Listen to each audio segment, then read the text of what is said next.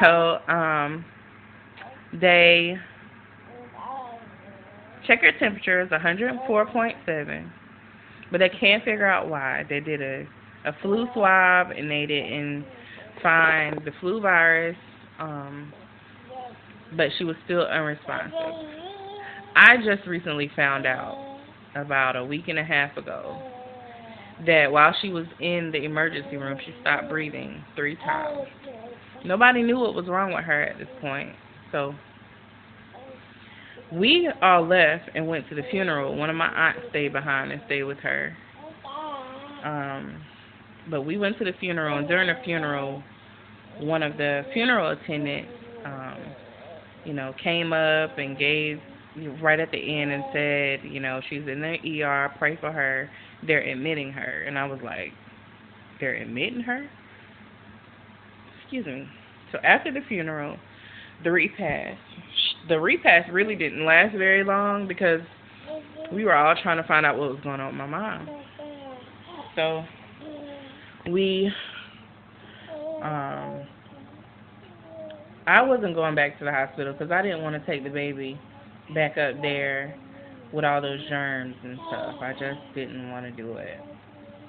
So they admit her.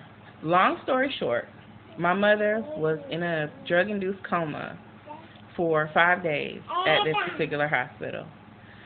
They finally, right before she left, found out what was wrong with her. She had H1N1. And so they airlifted her to a university hospital that was about an hour away. They flew her there, and once she got there, we found out that she had a 49% chance of surviving. So that means she had a 51% chance of not surviving. I just went numb. I just went away. I couldn't cry. I couldn't. I just felt like it was too much. It was too much. And I didn't have any help with her. So it was just kind of stuck in robot mode. Take care of the baby. Take care of Sayuri. Keep going forward. I'm sorry, baby. I wasn't calling you. Take care of her. Keep going. Don't get caught up. Like, I just was like a robot. I was stuck in the house. I didn't call anybody. Everybody was worried about me because I wasn't really talking. So I had to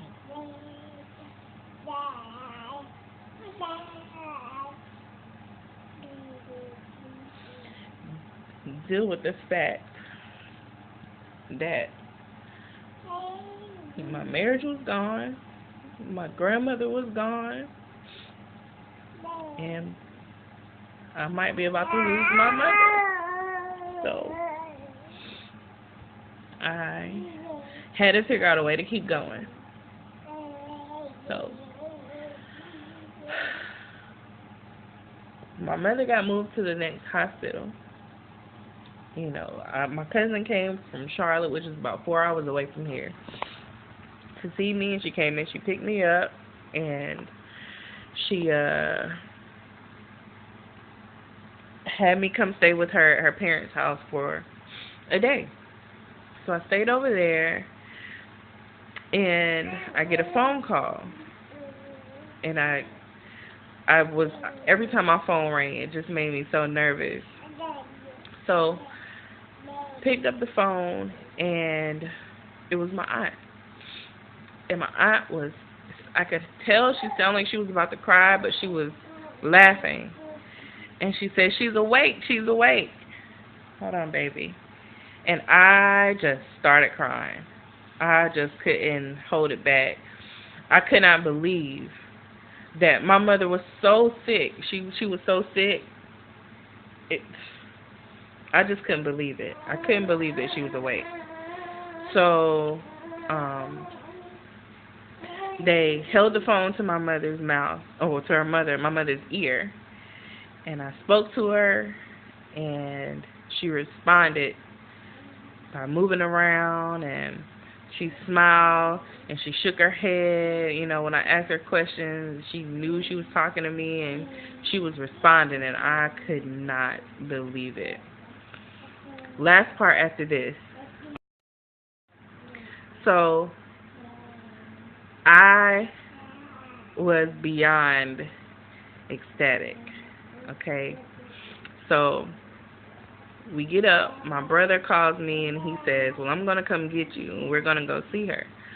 So we get up and we go all the way to Greenville, and she wakes up when we come in the room, and we still have to wear a mask and be careful about touching her and things like that.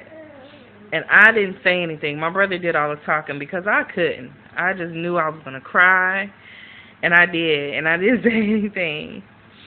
But my brother asked her, "Do you know we're here? It's me and it's Mel, and we're here to see you, and you're going to be all right." And she shook her head, and he said, "Do you know it's us?" And she opened her mouth. She still had the tube in, but she mouthed, "Yeah." And I just couldn't. I was so happy. She shook her head. When she would open her eyes wouldn't fix on anything. She was just looking toward the ceiling. But she tried to turn her body toward us. And my daughter is so busy. She tried to turn her body toward us, but we had to tell her, keep still, it's fine, you're fine, we're here.